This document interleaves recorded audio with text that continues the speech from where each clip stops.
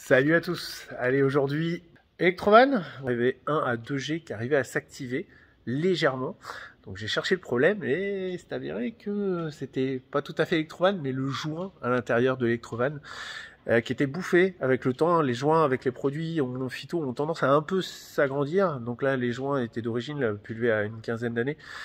Et donc changement de joint, mais attention, j'ai fait une petite erreur, j'ai un peu trop resserré la tige de l'Electrovan, ce qui fait qu'à l'intérieur, je vais vous démonter ça, j'ai cassé la pièce qui vient au-dessus du contacteur, ce qui fait que mon Electrovan était tout simplement tourné à bloc, était foutu, et donc ne servait pas.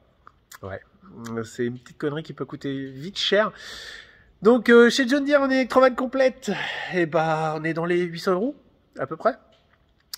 On peut arriver à le trouver des fois par d'autres fournisseurs à quasiment moitié prix, mais attention, attention.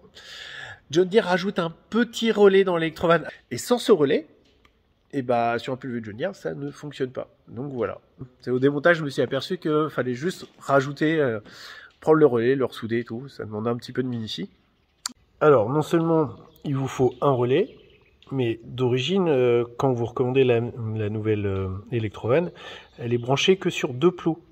Avec 2 plots de branchés, c'est qu'il vous faut obligatoirement un, et que vous fonctionnez sur 3 plots, comme là, 3 fils, c'est qu'il y a un relais à l'intérieur de l'Electrovan. Il ne reste plus qu'à remonter l'Electrovan, à remettre les agrafes, le connectique électrique derrière, et on est reparti.